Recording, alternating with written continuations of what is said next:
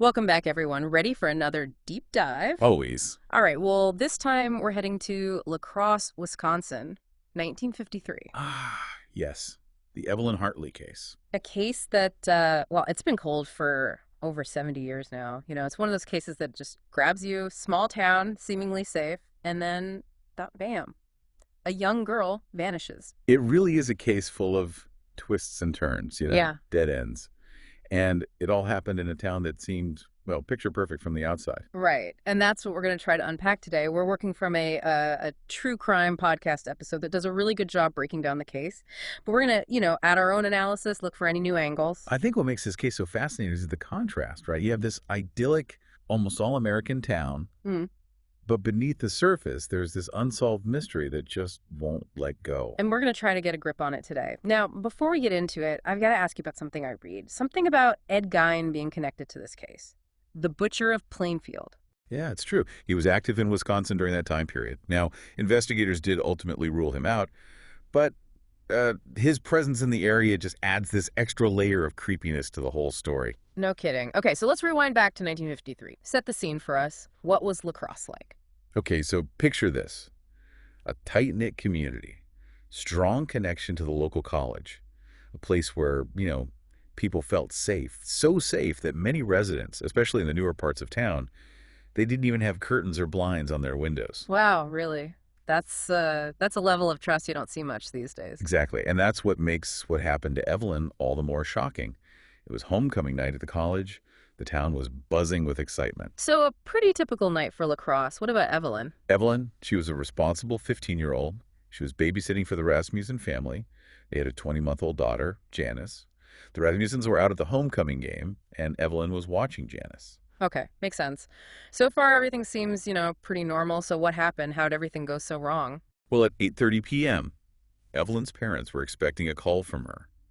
It was, kind of a routine check-in she always made while babysitting. Right, so when the phone didn't ring. Exactly. The call never came. Her father, Richard, he started to worry. Tried calling the Rasmussen house over and over, but no answer. I bet that feeling of dread just started to sink in. I'm sure. So Richard, he decides to drive over to the Rasmussen house to check on Evelyn. Makes sense. What does he find? Well, the house was all lit up. Music was playing, but the doors were locked. He couldn't get in. He eventually found an open basement window and climbed inside. Oh, man, that's got to be a terrifying moment for a parent. Absolutely. And when he got inside, at the bottom of the stairs, he found one of Evelyn's shoes, just lying there. Chilling. He must have known right then that something was very wrong. I can't even imagine what was going through his mind. He went into the living room, and it was clear that something awful had happened. Evelyn's school books were scattered everywhere. Eyeglasses were broken on the floor. There was a muddy footprint on the rug. Oh. And then, Bloodstains. okay, this is getting really bad really fast. So what happened when the police got there? Well, the police, they found signs of forced entry. Screwdriver marks on some of the windows, a basement window screen that had been removed, and, importantly, another muddy footprint, size 11, near a flower bed. So it seems like whoever did this, they were determined to get in. That's right. And they probably knew that the Rasmussens were going to be out at that game, leaving Evelyn alone with the baby. Yeah. That's a scary thought. Were there any other clues at the scene that stood out? There were more bloodstains inside the house and a bloody handprint. They tested the blood, and it turned out to be type A, the same as Evelyn's. Okay, so more evidence that something terrible happened to her, but it still doesn't tell us who did it or why. Right. And here's another thing. Investigators think that the abduction, it all probably happened really fast. Maybe even in as little as 15 minutes. Really? How could they tell that? Well, remember, the Rasmussen's baby, Janice. She was found asleep in her crib, but she wasn't covered with a blanket. And Evelyn was told to cover her with a blanket by 7:15 p.m. Ah, I see. So that gives them a pretty tight window. Exactly. Between Janice's bedtime and when Evelyn was supposed to call her parents, somewhere in there, that's when the attack likely happened. And based on the trail of blood leading away from the house, well, it looks like Evelyn might have been assaulted both inside and outside the house. This is just awful. So did anyone see anything, hear anything that night? There were some reports of screams around the time of the abduction, but unfortunately, no one actually saw Evelyn or her abductor. But there was one witness who reported seeing a young woman walking between two men.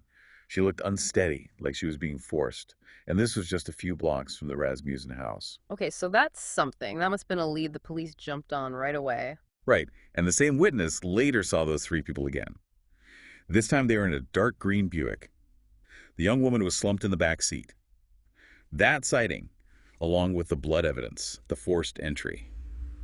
Well, it all pointed to a very disturbing conclusion. That Evelyn had been abducted. Yes.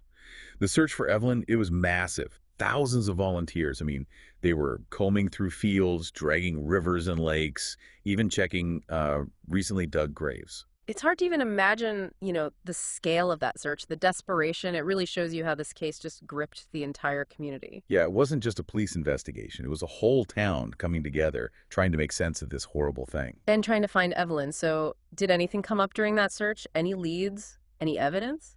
Well, as the days turned into weeks, some key pieces of evidence did start to surface.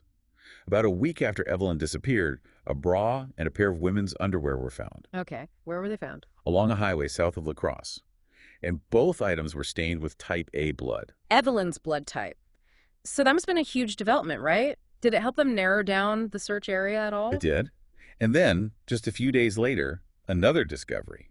A pair of size 11 Goodrich sneakers found near the same spot as the underwear, also with type A bloodstains. Okay, so same blood type, found in the same area, seems connected. But I remember reading something about these shoes. Something unusual. Yeah, you're right. The pattern on the soles of the shoes, it matched the muddy footprint that they found at the Rasmussen house. So definitely linked to the crime scene. But here's the thing. What? The shoes, it looked like they'd been worn by two different people. Two different people. That's weird. Almost like someone was messing with the police, leaving clues on purpose. It does make you wonder. And then a few weeks after that, they found a bloodstained denim jacket. Same area, near the highway. Okay, so we've got bloodstains. We've got a witness who saw Evelyn with two men. And now we've got clothing that seems to point to two different people. What were the police doing with all of this? Well, the investigation, it went in some pretty interesting directions. They even considered doing mass polygraph tests on every male student and faculty member in the area. Whoa, really? How many people are we talking about here? Almost 1,700. Wow. That's a lot. What was the thinking behind that? I guess they were hoping that someone would crack under pressure, Yeah. or reveal some kind of inconsistency in their alibi. But it was super controversial, and the school board ended up putting a stop to it after only about 300 boys had been tested. Yeah, I can see why. I mean, that's a logistical nightmare. And the ethical concerns. Absolutely. And while all of this was going on, remember, Evelyn's parents are going through their own personal hell. They start getting these taunting phone calls. Oh no, from who? Some guy claiming to have information about Evelyn. But he said he'd only tell them if they gave him $500. That's just cruel, taking advantage of a family's desperation like that. Awful. Evelyn's mother, Ethel, she went to a local drugstore to leave the money, like the guy said. But there was nothing there. Turned out to be a fake, an extortion attempt by a guy named Jack Dufresne. Another dead end. Did they ever catch him? They did. He was eventually arrested and convicted. But it had nothing to do with Evelyn's case. Just a horrible coincidence that added to the family's pain. It's unbelievable how many twists and turns this case has. We've got potential suspects, conflicting clues, and now a cruel extortionist. It's like something out of a movie script. But this was real life. Right. And unfortunately, the nightmare didn't end there for the Hartleys. Over the years, they got countless letters, phone calls, people even showing up at their door, all claiming to have information about Evelyn. Some even confessed to the crime. Wow. Were any of those claims credible? Most of them weren't. Some were probably well-intentioned, Well, but misguided. Others were just looking for attention, or maybe they were trying to exploit the situation somehow. it's just sad how a tragedy like this can bring out the worst in some people. Yeah. And then you have the whole Ed Gein connection, right? Active in Wisconsin around the same Right. time. The butcher of Plainfield.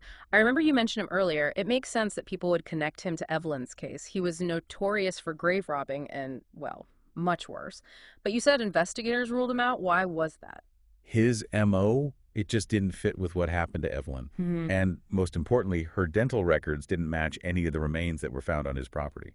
Okay, so that makes sense. But still, after all these years, no answers. But then something happened. A confession tape surfaced. 34 years after Evelyn disappeared. 34 years. How does that even happen? It was a recording from 1969. A guy named Mel Williams. He accidentally recorded a conversation in a bar.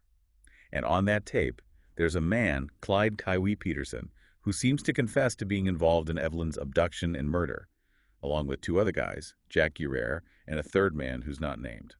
Hold on. A confession tape appears after 34 years. That's insane. What did the tape say? Peterson, he described how they took Evelyn from Lacrosse, killed her somewhere else, and then buried her body. It was a huge break in the case. But there was one major problem. What's that? All of the men on that tape, they were already dead by the time the tape was discovered. Oh, wow. So close, but so far. What did the police do? They tried to corroborate the details on the tape. They found out that Guerrero, he had died by suicide back in 1967. And Peterson, he had a history of petty theft, alcohol abuse. So not exactly stand-up guys. Was there anything else that connected them to Evelyn's case besides the tape? Well, there were some rumors going around Lacrosse back in the 50s. People were saying that Peterson and Guerrero were connected to that denim jacket, the one they found by the highway. So the confession tape, it's a potential lead, but also a huge roadblock. They can't question these guys. They can't verify their stories. Exactly. It's a frustrating situation. Yeah. The tape gives us a possible explanation for what happened to Evelyn, but it also raises more questions. Did these guys really do it? Why? And where is Evelyn's body? It's just wild, you know? A random recording from a bar made decades ago, and it suddenly becomes this key piece of the puzzle. What do you think? Does this tell us anything about these kinds of cold cases? I think it shows just how powerful these stories are, how they can stay with us, even after so many years. Like they become part of us somehow. Yeah. And with the 50th anniversary of Evelyn's disappearance, well, it seemed like the case got a whole new wave of attention, right? There was that book that came out. Right. Where's Evelyn? Ugh. A local historian, Andrew Thompson, he teamed up with a former journalist, and, well, they really dug deep into the case. All the details, the theories, the impact on Lacrosse. So it's more than just like a retelling of the facts. Definitely. What I liked about it was that they tried to show Evelyn as a person, not just a victim. They talk about her love for music, her passion for the outdoors. She had dreams, hopes for the future. It's important to remember that. The human side of these cases. Absolutely. And the book, it also talks about how this case changed Lacrosse. I mean, it really shook the town to its core. Parents became way more protective of their kids. Curfews, they were stricter. There was this feeling of fear that just settled over the community. It's hard to imagine, how one event can have such a ripple effect. Yeah. But Evelyn's story, it continues to resonate even now. You have all these amateur sleuths. They're going over the details, trying to find that one missing piece that might bring some closure. I'm always amazed by that, how these cold cases can just keep drawing people in, even after decades. What do you think it is about them that fascinates us so much? Well, I think it's a lot of things, really. Part of it is just that basic human need for justice. We want to see the bad guys get caught. And then there's also that puzzle aspect. We love a good mystery. We want to figure it out, even if it's been, unsolved for years. And then maybe, just maybe, it's also about facing our own fears. The unknown can be scary. Yeah, that makes sense. So where are we now with the Evelyn Hartley case? Do we have any answers? Sadly, no. The truth is, we still don't know what happened. They never found Evelyn's remains. And that confession tape, well, it's interesting, but it just leads to more questions. So we're left with all these possibilities. Was Evelyn targeted? Or was it just a random, horrible act of violence? And those men on the tape, did they really do it, or were they just, talking big, trying to sound tough? And the biggest question of all, where is Evelyn? What really happened to her that night? Questions that, well, they continue to haunt anyone who's really looked into this case. Yeah, it's a story that shows us how much we don't know, how some questions might never have clear answers. And maybe that's part of why these stories are so powerful. They make us face the limits of what we can know. Well, that's about all the time we have for today. But before we go, I want to hear from you, the listeners. What are your thoughts on the Evelyn Hartley case? What theories stand out to you? What evidence do you find most compelling? Maybe you've seen something we haven't. Some connection, some detail. We'd love to hear your insights. Keep digging, keep asking questions. Even the smallest thing could help shed some light on this mystery. This case is a reminder that the search for truth, for justice, it never really ends. And it's a reminder to keep the memory of those we've lost alive. Maybe one day, the truth about what happened to Evelyn will finally come out. We can only hope. Thanks for joining us for another deep dive. We'll see you next time.